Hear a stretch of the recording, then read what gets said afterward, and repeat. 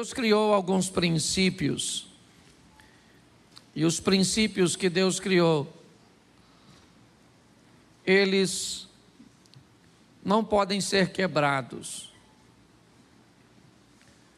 Existem algumas leis e princípios criados por Deus, como gravidade e tantas outras, que se tentarmos desafiá-las, nós vamos ter problemas com elas.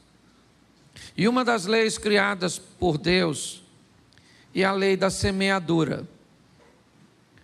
Deus estabeleceu que ações se tornariam sementes. E Deus estabeleceu que a colheita deveria ser, ou teria que ser, das sementes cujas quais nós plantamos.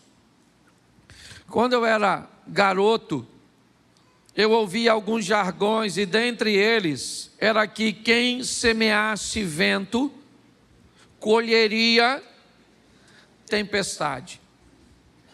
Todas as vezes que nos posicionamos de uma forma equivocada, errônea, nociva, tóxica, eu não sei como você vai chamar, inevitavelmente, o tempo, ele vai te devolver o reflexo da semente que você plantou. Quando algumas pessoas vêm me pedir conselhos, eu digo para elas dizem: pastor, o senhor acha que eu estou certa ou eu estou errado? Muitas vezes eu digo: olha, infelizmente eu não tenho essa resposta tão precisa quanto você gostaria, mas eu posso te garantir que o tempo vai tirar sua dúvida. O tempo vai dizer se você tomou a decisão certa ou a decisão errada, porque ele vai te trazer de volta o reflexo ou a reação da semente que você estabeleceu. Eu tenho falado muito disso aqui no Projeto Recomeçar, uma igreja cuja qual nós temos um senso de responsabilidade da nossa vida muito grande, onde nós aqui entendemos que Deus, o Todo-Poderoso, Ele não vai nos abençoar, Ele já nos abençoou. Nós já somos abençoados. O grande problema é que Ele nos deu uma liberdade cuja qual nós temos muita dificuldade para gerenciar. Eu aprendi que todas as pessoas que tomam decisões assertivas, positivas e que têm resultados favoráveis e agradáveis, eles são admiradores profundos do livre-arbítrio. Ele acha que uma das coisas melhores que Deus fez no mundo foi dar a seus filhos o direito de escolha, porque o resultado dessas pessoas são positivos. Mas todas as vezes que alguém acaba tomando caminhos errados e sofrendo com os resultados de suas sementes, essas pessoas começam a julgar a Deus. Onde o Senhor estava? Onde eu sempre estive, no controle de todas as coisas, instruindo o povo como ele deveria agir. Ou seja, se os resultados são bons, glória a Deus. Se os resultados são ruins, o problema é dele. Eu quero mostrar para vocês hoje rapidamente 2 textos de pai e filhos. Nós falamos isso no nosso trabalho e nosso evento de homens, ontem e hoje. E eu quero te mostrar como as coisas funcionaram nesse ambiente bíblico e tirar dele algumas lições para a minha e para a sua vida. 2 Crônicas, capítulo 28. É a continuidade, da temática dos reis ou da monarquia de Israel. São os cronistas narrando, ou repetindo algumas histórias um pouco mais detalhadas. E aqui a história de Acais. Acais tinha 20 anos de idade quando começou a reinar, e reinou 17 anos em Jerusalém. Ao contrário de Davi, seu predecessor, não fez o que o Senhor aprova. Ele andou nos caminhos dos reis de Israel e fez ídolos de metal a fim de adorar os Baalins. Queimou sacrifícios no vale de Ben-Rimom e chegou até a queimar seus filhos em sacrifício, imitando costumes detestáveis das nações que o Senhor havia expulsado de diante dos israelitas. Também ofereceu sacrifícios e queimou incenso nos altares idólatras, nos altos das colinas e debaixo de toda a árvore frondosa. Por isso, o Senhor, o seu Deus, entregou-o nas mãos do rei da Síria. Os arameus o derrotaram, fizeram muitos prisioneiros no meio do seu povo e os levaram para Damasco. Israel também lhe infligiu grande derrota. Olhe para mim aqui, porque eu quero conversar com vocês. Nós estamos olhando a decisão de um grupo bem pequeno, e aqui particularmente de um rei. Um rei que toma uma decisão, mas uma nação que vai colher o resultado da decisão que o rei tomou. O que me indica que nós precisamos melhorar a qualidade das pessoas que colocamos no poder e que deixamos responsáveis por tomar decisões sérias sobre a nossa vida. Isso vale desde um chefe de família, que ao se tornar um líder que toma decisões que podem fazer com que sua casa, sua família, seus filhos, seu casamento cresça, como fazer com que a derrota se estabeleça e se instaure no ambiente familiar. Isso pode ser usado em serviço, como um pastor que gerencia uma comunidade de fé, como um empresário que gerencia e administra um pequeno empreendimento ou grande, ou por que não dizer um ambiente político cujo qual se estabelece uma liderança sobre município, estado, certo? Sobre o país. O que nós estamos vendo é que Acás tinha 20 anos de idade quando ele começa a reinar em Jerusalém. E ele opta por fazer coisas ruins. E o texto diz que o resultado das decisões de Acabe sobrevém sobre o povo. A Síria vem com o seu poder forte, porque o rei, ao invés de adorar o Senhor, seu Deus, pois a Bíblia diz ali, ele faz uma aliança com Ben-Rimom. Sabe, aquele mesmo Deus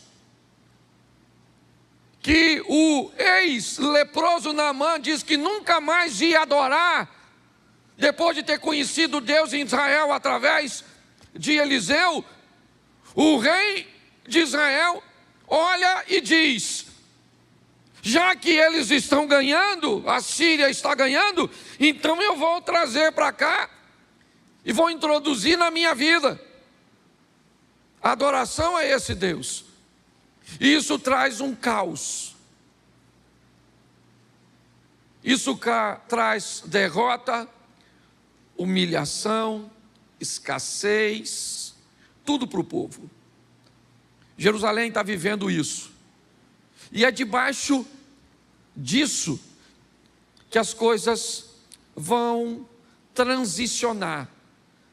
Acás morre e seu filho Ezequias assume o governo. E agora o que Acás deixou de herança para Ezequias foi humilhação. Coloca para mim o primeiro versículo do capítulo 29, pois é lá que eu quero falar, mas eu precisava mostrar o pano de fundo. Esse rapaz chamado Ezequias, ele cresceu num ambiente de derrota. Ele cresceu num lar de humilhação.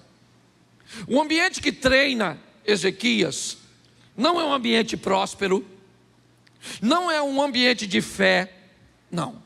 Ezequias é alguém que tem todas as desculpas do mundo, talvez como você e eu, para justificar o nosso fracasso mediante o que nós vivemos. Eu não sou um bom pai porque não tive um bom pai. Eu não sou um bom gestor porque não aprendi a ter uma boa gestão. Eu não consigo me relacionar com Deus porque a minha família não tem uma história de fé. Eu não consigo me manter casado, eu não consigo ser fiel porque na minha casa, de onde eu vim, eu cresci no meio da infidelidade. Quando nós olhamos para as heranças que nos deixaram, talvez elas sejam um forte argumento para que você se ampare, se escore, ok? Utilize como muleta essa desculpa. Ezequias também teria isso. A vida desse camarada tinha tudo para ser um caos. O pai dele morreu, e essa transição de morte de Acais para a gestão de Ezequias não precisa, na verdade, acontecer com a morte. Não, a palavra morte, o teor da palavra morte, quer apenas dizer separação. Nós podemos aplicar isso aqui de uma forma muito clara. Quando eu tenho condições o suficiente para me separar de meu pai, economicamente, me separar de meu pai, né? Emocionalmente, quando eu tenho condições de viver a minha própria vida, quando esse cordão umbilical vai ser cortado, como é que eu vou me comportar agora, fora desse ambiente? Me parece que é apenas isso. Aqui Acais morreu, de verdade. Ezequias assume o governo, e um governo da sua própria vida, porque seu pai não está lá mais para ver. E agora, como é que ele age mediante a isso? É isso que eu queria ver com vocês. Por quê? Porque quando eu era apenas um itinerante, eu saía daqui para pregar uma mensagem na Assembleia de Deus da Penha, do pastor Silas Malafaia. E depois eu voltava para casa. E o que eu preguei lá, o efeito na vida dos membros, eu não via. Aí no outro dia, eu saía para pregar na outra igreja, em outro estado, em outro local, em outra denominação. Hoje eu estava aqui, amanhã acolá, e por onde eu passava, o que eu tinha de feedback, de resposta, é apenas: nossa, que palavra boa, que palavra legal, nossa, foi tão divertido, nossa, foi tão instrutivo, nossa, foi tão revelador. Mas eu não tinha a mudança de vida. Eu aprendi nessa caminhada que uma igreja, para ser considerada bem-sucedida, não interessa se ela está cheia ou se ela está vazia. Eu posso te garantir que tem igrejas muito menores do que a nossa, muito mais bem-sucedidas do que a nossa. Uma igreja não pode ser medida como bem-sucedida pela sua arrecadação financeira. Não. Uma igreja só pode ser considerada bem-sucedida quando o nível de transformação que ela causa na vida das pessoas é alto. Isso é uma igreja de sucesso. Uma igreja que devolve depois de um culto um marido melhor do que aquele que entrou por aquelas portas, é uma igreja de sucesso. Uma igreja que devolve um filho melhor, um cidadão melhor de volta para a sociedade, um colaborador melhor de volta para a empresa, um cidadão mais consciente de suas responsabilidades para a vida social, alguém que não segrega, alguém que não discrimina. Essa é a nossa função. Quando a igreja consegue levar transformação para as pessoas, isso é uma igreja bem-sucedida. Então olhar e dizer: nossa, a igreja está cheia, já já tem outro culto. Só que o que acontece? Quando eu me tornei pastor de uma igreja, eu comecei então a ter a informação sobre a transformação das pessoas, que eu comecei a pastorear e a lidar com pessoas todos os dias. E aí eu comecei a ficar preocupado. E comecei a me perguntar se por onde eu passava, na verdade, não acontecia a mesma coisa. A gente prega, e o povo não melhora de vida. Do mesmo jeito. Certo? Olha e diz, nossa, que culto bom. Nossa, senti tanta presença de Deus. E mudou o quê? Mudou nada, rapaz. Mudou nada, estamos do mesmo jeito aí, levando a vida. Tem alguma coisa de errado. Sua vida tem que mudar, meu filho. E para ela mudar, o quanto mais rápido você tomar a responsabilidade e as rédeas dela, mais vai ficar fácil para você. Entenda que o maior eu quero ir numa reunião, que eu preciso de um profeta que me fale do futuro. Não venha para a igreja. Procure-se um vidente, com a bola de cristal, turbante. Porque se a Bíblia diz que nós vivemos debaixo de semeadura e colheita, se você quer saber o que você vai viver amanhã, olhe.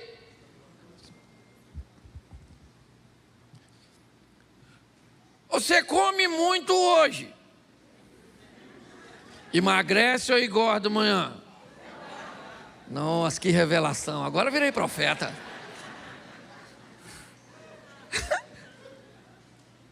Se você gasta muito hoje, amanhã você está rico. Sim ou não? Você está endividado.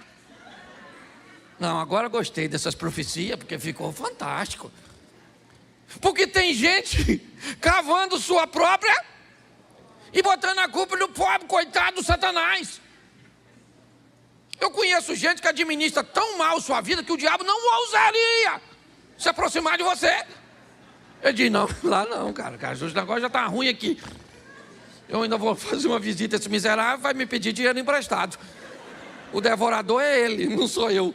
Você consegue entender? Está assim de gente, eu tenho falado isso direto, que entra no meu gabinete pastoral como vítima e sai como vilão. Vilão do casamento, vilão das finanças. E eu fico tentando achar onde o Satanás está aí. Não vejo. A pessoa está purinha, sozinha. Porque eu já falei isso aqui. Se tiver demônio, gente, é moleza. A gente chama os pastores, bota no meio, bota a mão na cabeça, faz o exorcismo. Sai, Satanás. A pessoa fica libertinha. Agora, se não tem o diabo, nós expulsa quem? Sai de você, você mesmo, infeliz, sai daí, deixa esse corpo. Não tem como, você está rindo, mas o assunto é muito sério. Então, o que eu quero te mostrar rapidamente é que esse rapaz, ele tem 25 anos de idade. 25 anos de idade. E ele chega num ambiente muito ruim, cercado por inimigos poderosíssimos, líder de um povo sem autoestima, sem autoimagem, sem poder de reação, e grande parte deles idólatras. Ezequias é alguém que vai conseguir sobreviver e retirar recursos de onde os recursos não têm ou não existem. Ele é um grande exemplo para mim. Por quê? Porque ele cresceu vendo uma coisa que ele não quer para a vida dele. E agora? Agora chegou a vez dele subir no palco da vida e protagonizar a sua própria história. Foi assim com você, foi assim comigo. Chega um momento que a vida pega você e diz assim, ó, vai embora. Seu pai já não tem mais tanto domínio sobre você. Outras pessoas, a não ser que você deixe. Algumas pessoas são tão subjugadas em seus lados de formação, que quando chega a hora delas tomarem decisões, elas não conseguem. Ficam retraídas, preocupadas em tomar decisões e enfrentar críticas. Vamos onde? Eu não escolho o local onde vamos, porque vai que quando eu chego lá, o lugar está ruim. E aí você vai dizer, por que você me trouxe? Eu não escolho de que jeito fica, por quê? Porque se alguém chegar depois e disser que esse contrabaixo não ficou bom aqui, ele é feio, todo mundo vai descobrir que ele só está ali porque eu decidi que ele estaria.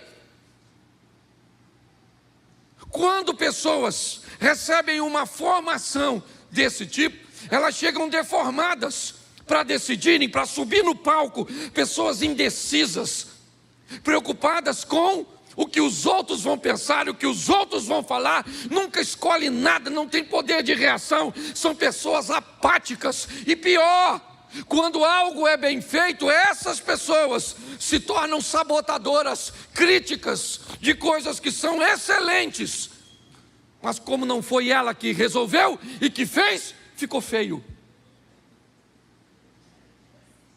É assim que funciona. Famílias e pessoas estão sendo preparadas para viver. Esse camarada está aí, 25 anos de idade, começou a reinar, e 29 anos reinou em Jerusalém. O nome de sua mãe era Abia, filha de verso 2. E ele fez o que o Senhor, tal como tinha feito. Quem era o pai dele? Mexa na memória aí, rapidinho. Quem era o pai dele? E a Bíblia está dizendo que ele fez o que? Davi. O pai dele era ruim, sim ou não? Sim ou não? E Davi era bom? Ele pegou o exemplo de quem? Porque Davi era? Porque quem escolhe a herança é quem toma posse dela. É você que escolhe. Uma herança só se torna, não interessa quem deixou. O que foi que sua mãe deixou de herança por ser um câncer que já matou a família dela toda? O que foi? Uma diabetes. Nossa, pastor. Tinha um tio que perdeu o pé, o outro perdeu a perna, o outro perdeu as duas. Que desgraça é essa? Pare e pense. Chegou a sua hora de viver a sua vida. A decisão é sua. O que o pai dele deixou de herança para ele é ruim, e ele disse, isso não é para mim, eu quero outra coisa. Esse cara vai mudar a vida dele, muito mais do que a vida dele. Ele vai mudar a vida da sua família, ele vai mudar a vida da sua nação. Porque ele, bota o verso 10 para a gente adiantar, que esse primeiro culto é rapidinho. Pretendo, em algumas traduções está escrito assim, agora estou resolvido. Quem está com essa tradução aí? Você não tem nem Bíblia? Desculpa. Em algumas traduções, agora eu estou resolvido.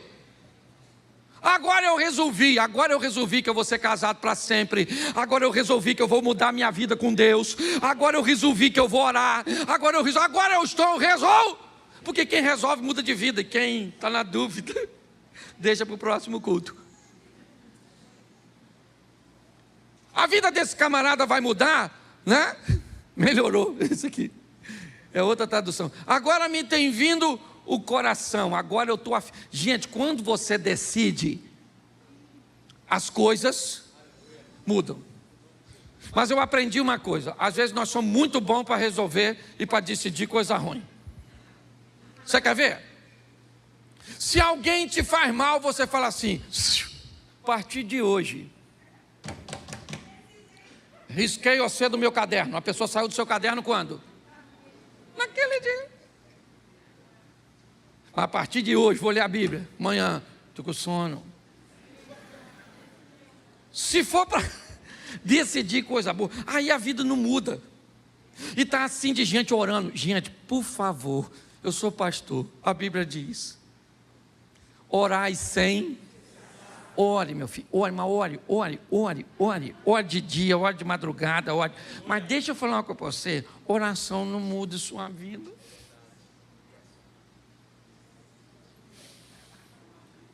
E sabe o que é pior? Quando você ora muito e vê o outro se dando bem, orando menos que tu. Dá uma raiva dele, dá uma raiva de Deus, dá uma raiva de todo mundo. Fica com raiva até do diabo, que nem ora. Porque não é oração que muda a sua vida, é ação, é atitude. Você está entendendo? O que vai mudar a sua vida é o que você faz, e não o que você fala. Esse dia eu estava num evento, achei muito legal o cara falar que é importante você lançar palavras para o seu futuro, porque as palavras são poderosas e mudam o seu futuro. Mas a minha cabeça pensou, eu mudo. O mudo se lascou, né? Porque o mudo não muda de vida. Tem uma coisa que é maior do que você fala, o que você fala é o seu poder de decisão. E preste atenção, volta para lá. Isso. Verso 3. No primeiro ano do seu, repete comigo, no primeiro ano e no primeiro mês. De novo, no primeiro ano e no primeiro mês. Porque quem quer mudar não muda amanhã, muda agora. Que história é essa? Vou mudar. Quando? Agora. Começa mudando aqui. Transformai-vos pela renovação da vossa mente. É mudar a mente. Pobreza, por exemplo, tem dois tipos de pobreza. Uma que está aqui e outra que está aqui. Eu conheço gente com bolso cheio, mas cabeça de rolinha. O cara compra uma Mercedes de 500 conto e não tira o plástico do banco para não estragar. O cara compra um carro de 300 cavalos e bota kit Caris.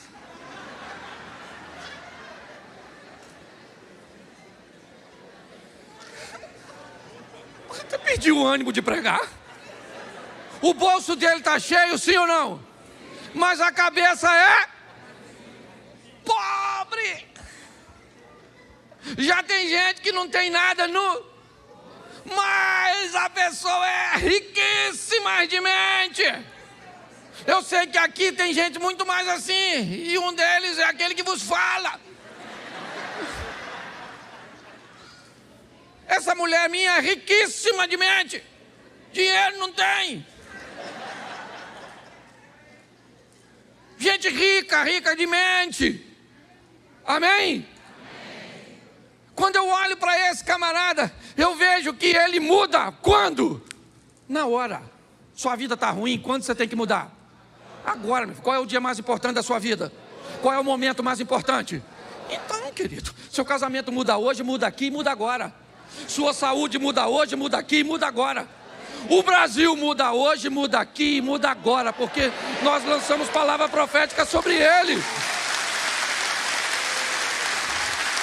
Quando nós olhamos para isso, o que ele fez com as portas da casa do Senhor? Ele fez o quê? Ele abriu porque o pai dele quebrou e fechou. Verso seguinte. Trouxe os sacerdotes e os levitas e os ajuntou na praça. Sacerdotes que o pai dele tinha desempregado e ele empregou. O pai do Ezequias apagou uma lâmpada aqui, Ezequias. O pai de Ezequias fechou uma porta aqui, Ezequias. O pai de Ezequias despediu os sacerdotes que Ezequias contratou. Quando? No primeiro ano, Então, uma coisa muito importante é você olhar para a sua vida hoje, seja qual for, emocional, material ou espiritual, e descobrir se ela está no nível que você deseja, ou se o que você tem hoje é uma realidade, mas que ainda não é seu ideal. Pois é você que decide. Se você quer empoderar o diabo, você tem todo o direito. Você tem todo o direito. Você diz o poder que Ele tem sobre a sua vida. Pastor, mas isso é possível? A Bíblia diz que era possível fazer isso com Jesus. A Bíblia diz que quando Jesus entrava na cidade de Nazaré, Ele não podia fazer muitos milagres lá. Por que é que Jesus não podia fazer muitos milagres em Nazaré? Porque Nazaré inibia o poder de Jesus? É lógico que não. É porque como Jesus cresceu em Nazaré, para Nazaré muitas pessoas viam Jesus como uma pessoa comum. Jesus era poderoso em qualquer lugar, mas quando Ele estava perto de pessoas que achavam que Ele não tinha poder porque se tornava comum, inevitavelmente ali não podia acontecer muita coisa. É você que determina que poder o Senhor tem na sua vida, na sua casa, nos seus negócios. É você, é um nível de intimidade que você deseja estabelecer com Ele. Ezequias é alguém que o que ele está fazendo é o seguinte: ele olhou para a vida dele e disse: eu não quero isso para mim, e eu não quero isso para o meu povo, para o povo que agora eu me tornei rei. Meu pai morreu. Meu pai hoje vive noutra casa, noutra vida, está separado de mim. Sabe? Hoje eu peguei agora e estou vivendo a minha vida, mesmo que eu more ainda embaixo do mesmo teto, mas chegou a hora de eu assumir a minha responsabilidade. E é isso que ele está fazendo. Ele está fazendo o oposto. Coloca aí, depois você lê em casa, não dá para ler tudo, verso 5. Olha o que ele está dizendo, levitas, ouve levitas. Ó levitas, santificai-vos agora, santificai a casa do Senhor, Deus de vossos, e tirai do santuário isso. Quem levou para o santuário a imundícia? Os pais. O que ele está dizendo é o seguinte: se os nossos pais erraram ou não, seria bom se eles tivessem acertado. Talvez o acerto dele me colocasse numa vantagem, mas isso não foi verdade. Eu cresci numa família disfuncional. Eu cresci num ambiente que não foi tão favorável. Tá bom, querido, tá legal. Você viveu num ambiente de escassez, num ambiente de violência doméstica, num ambiente de abuso sexual. E tá bom. A gente já sabe disso. Isso não é um privilégio só seu, não. Só que passou. Chegou a sua vez de subir no palco da vida, e a caneta que escreve o teu futuro não está na mão do seu pai, está na mão do Senhor dos Exércitos. É isso. Então não adianta. Ezequias olha para isso e ele está dizendo: vamos tirar do santuário. Vamos para o Novo Testamento para ficar fácil de colocar isso. Deus não habita em templo feito por mãos de...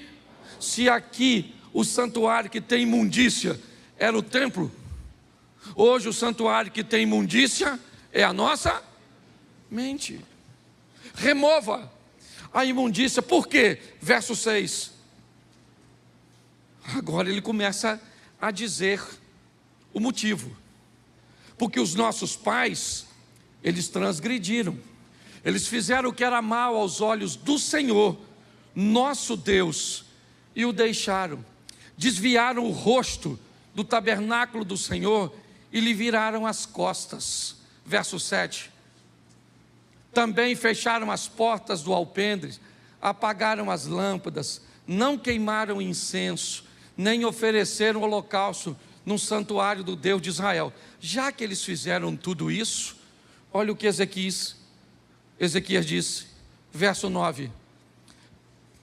Isso. Volta no 8, por favor, perdão.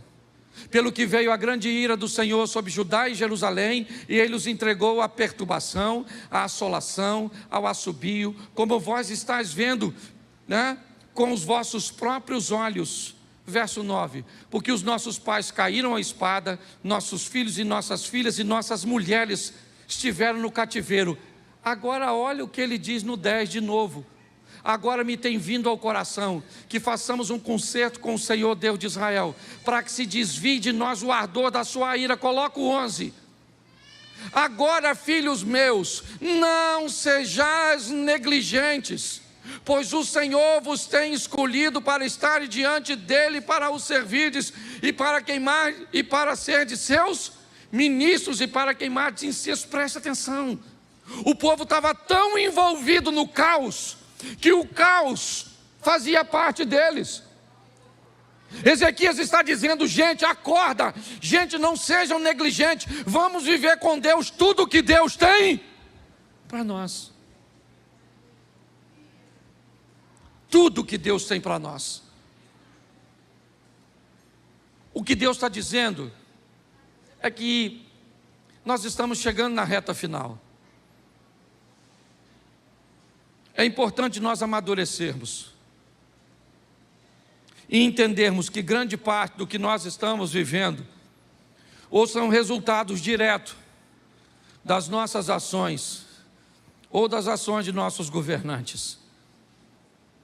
Quando nós olhamos para um ambiente, eu queria lembrar você, eu cansei de ouvir ao longo da minha caminhada de que um cristão não devia falar de política. Ou seja, para eu falar de política, eu tenho que me desviar do evangelho. Que ignorância é essa? Como é que eu não posso falar de algo que eu sou um cidadão? E uma das formas de exercer cidadania é voto, é entendimento, é esclarecimento.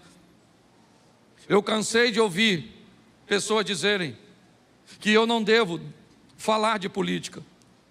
É verdade, mas eu nunca vi ninguém dizer para um político que ele não deve se meter nas coisas que acontecem na igreja. Nós estamos vivendo num ambiente de manipulação de mente. E aqui eu não estou defendendo quem está fazendo para lá nem para cá, porque todas as informações que chegam até mim hoje, aliás, eu desafio você que está aí, qualquer um da igreja, reúne 5 coisas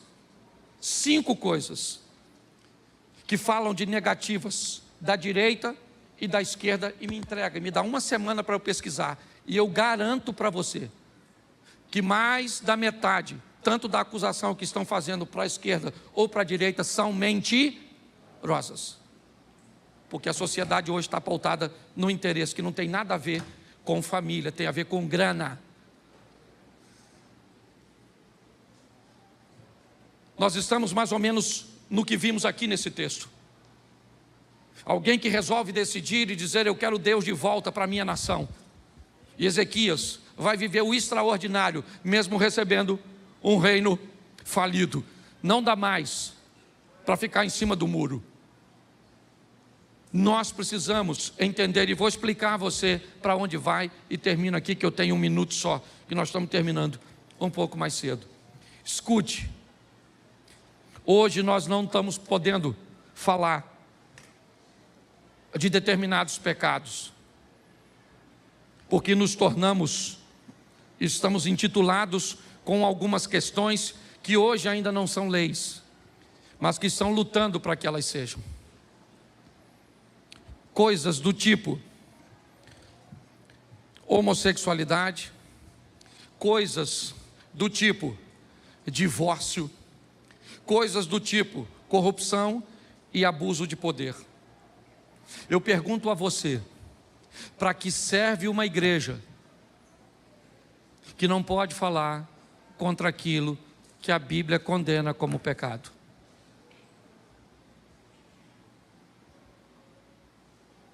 Pare e pense. Não estou colocando você contra nada. O que eu quero é que você raciocine. O que eu quero é um país. Eu amo minha nação. Eu amo. Eu nunca imaginei que eu amava tanto o Brasil como eu amo.